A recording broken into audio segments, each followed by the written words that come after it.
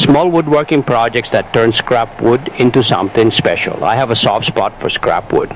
You know that pile in the corner of the garage or tucked under the workbench?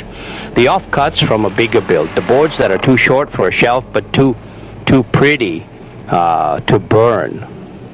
They are not trash. They are future cutting boards and soap dishes and wooden spoons waiting to happen.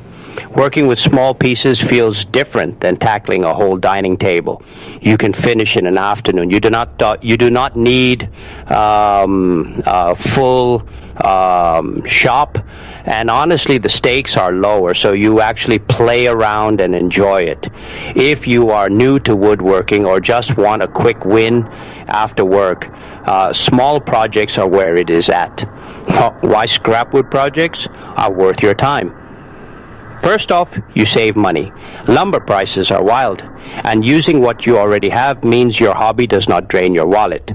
Second, you build skills fast. Sanding a little soap dish teaches you just as much about grain direction as sanding a door. Third, you end up with gifts people love.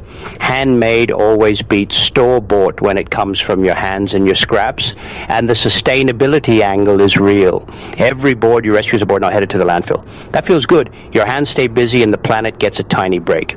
Win-win. Cutting boards are the gateway project. If you have never made anything from scrap, start here. Grab a few pieces of hardwood. Maple and walnut look amazing together. Cherry darkens beautifully over time. Avoid softwoods like pine because they scar too easily, and you do not want knife marks turning into bacteria. Hotels. Cut your pieces roughly the same thickness, glue them up with a food-safe wood glue and clamp them overnight. The next day you get to flatten everything. A planer makes it fast, but a hand plane or a belt sander works if you are patient. Round the edges so it feels nice in the hands. Sand through the grits until it is silky. I usually go up to 220 or 320. Because beyond that is overkill for kitchen use. Finish it with mineral oil. Flood the surface. Let it soak. Wipe the excess. Do that a few times over a couple days. Then hit it with a beeswax and mineral oil blend for a little extra protection. The first time you see the grain pop, you will get it. That moment is why woodworkers keep making cutting boards, even when their kitchens are full of them. Soap dishes that actually work.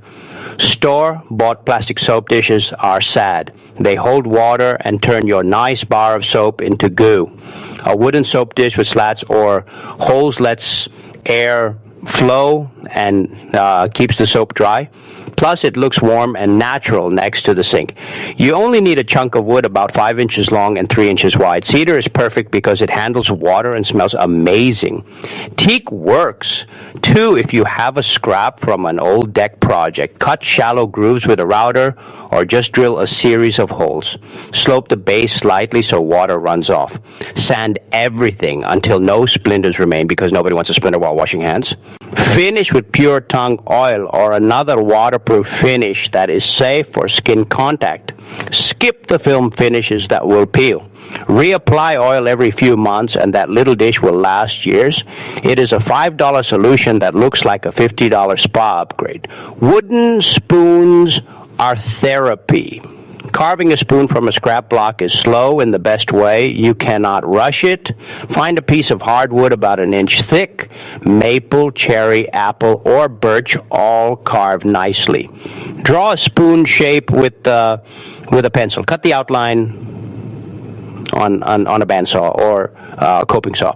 Then the fun starts. A hook knife and a straight carving knife are all you need. Work from the bowl outward. Keep your thumbs safe. Follow the grain so you do not tear out chunks. It will look rough for a long time and then suddenly it looks like a spoon. Magic. Sand it smooth. The bowl is the hardest part, so take your time.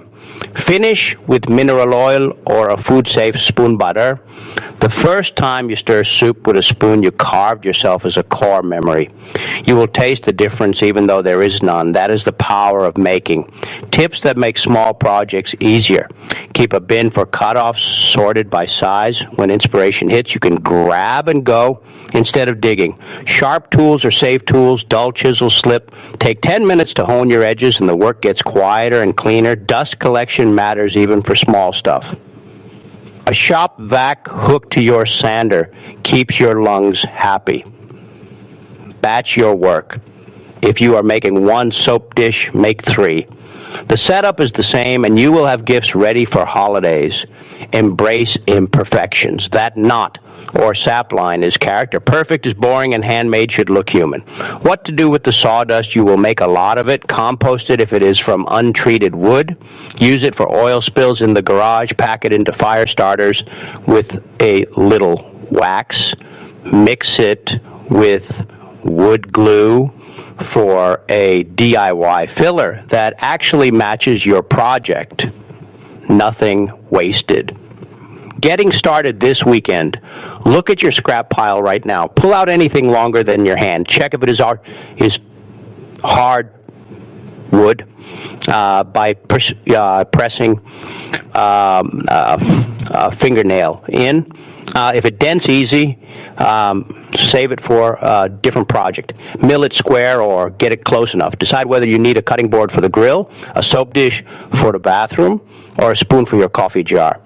You do not need a fancy shop. A small workbench, a few clamps, a sander, and some oil will get you far. YouTube can teach you the rest. The important part is starting. Make the first cut. Smell the wood.